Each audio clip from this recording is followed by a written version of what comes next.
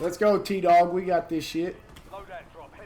Around 2010, 2011, I went through this huge spiritual thing where I became obsessed with the power of the mind, meditation, visualization, and just realizing how powerful our minds actually are, like how we really do paint our world with our thoughts and our level of self-belief. So I took myself from being very average-minded to actually believing that I was the shit and believing that I could be the shit and that I could be the GOAT and be the greatest. But I just feel it in my whole being that I'm the best fighter on the planet. And now my job is just to prove it. Can't allow my past to hold weight over me. You gotta forgive yourself for mishaps in life, and you gotta move forward. You can't hold yourself in prisons, and you can't allow anybody else to hold yourself in prisons. If people are talking about things I did 5 years ago, that means I'm doing something right. Right. Was that always the case, or was that just a part of your maturation process where you started to say, I need to start letting go of the past? Yeah, it wasn't always the case. You know, it's taken a while for me to be able to be comfortable with some of the mistakes I've made and things like that. But I'm grateful that I am at a place where I'm comfortable with who I am, comfortable in my own skin, and you know, there's no good without bad, you know. So I'm grateful. That has helped me get to the point that I am now, and something that you can take with you is studying. You know, a lot of athletics is not just a physical thing. You know, I try to study my competition. I try to study nutrition. I try to study other great athletes, guys who've done great things in the past, and try to model, you know, myself after them. So I'm big on the mental game when it comes to being an athlete, sports psychology and things like that. So really focusing on the mind, not only the body, is important. What do you think the sport's going to be, you know, when UFC 200 rolls around? And where do you think you're going to be 9 years from now, 10 years from now? I'm hoping to be a champion. Yeah. I'm hoping to be a champion. I'm believing that I'll be a champion. You know, I would love to grab the belt, hang on to it, and you know, be the next GSP or be the next Silva, and you know, keep the fans excited. The UFC is growing, and it's just a tremendous thing to be a part of. It's changed my life, and I embrace what it is to the fullest. I'm just excited to be a part of it. I have a lot of pride in it. I started thinking about it the day that I decided that I was going to go up to heavyweight. You know, my goal for 3 years now is to become the heavyweight champion of the world. It's what I pray about, is what I sleep on, is what I dream about. It is who I am. I will get it done. I went from a very average thinking person, like just average 19-year-old, Yeah. to get in I don't like reading, so I literally got on all these TED Talks and on YouTube, and I just started YouTubing videos about self-belief and what does it mean to be confident, and what does it mean to be a winner? How do you become a winner? And I would watch hours and hours of Tony Robbins and Les Brown and TED Talks, and I like taught myself how to believe in myself and how to think that I was greater than just this kid that was a dropout. You know, never really had great grades, never really was the starter, never was the captain of a team, was just always kind of this average person, and overnight I taught myself that I could be great and change myself forever.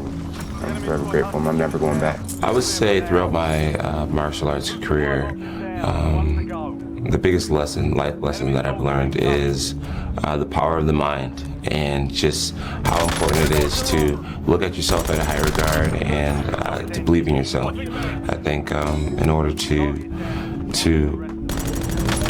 paint a bright future for yourself, you have to be able to see it in your mind. You have to believe in it, and the more you believe in it, you know, the more your world will start to change, and the more you'll just start to, you know, see your beliefs come to pass. It's saying something that I find to be very interesting, that the butterflies in your stomach are in formation.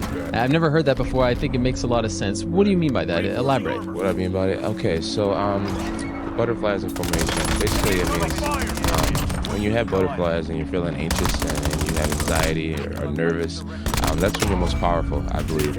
And either you can, you're most powerful. So a lot of people, instead of homing this power and using it, they allow it to just consume them.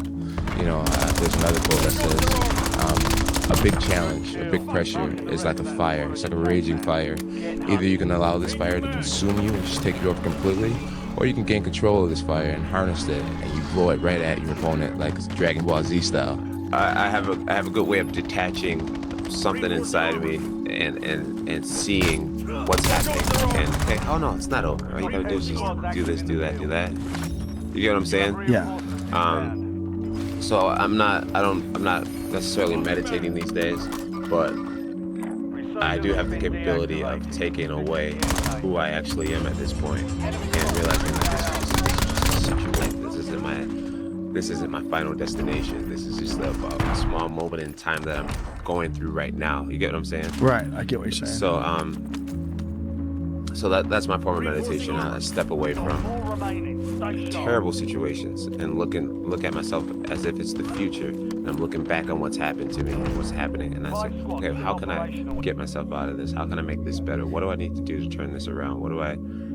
You get what I'm saying? Right. No, I Instead do of get what you're being saying. completely immersed in the moment and thinking that I can't get out of it. Do you have moments where you're like, man, how did this happen? Like, how have I been able to stay on top for this long? Do you have moments where you talk to yourself like that? You know, I do, and I always just point it back to God, man. Honestly, man, it's God's grace, and I know everyone's not a believer, and a lot of people think, I wish you just wouldn't talk about that, but it really is God's grace. It really is, man. He has sustained me through so much, through the death of my mother, facing a 4-year suspension, through just my dumb mistakes.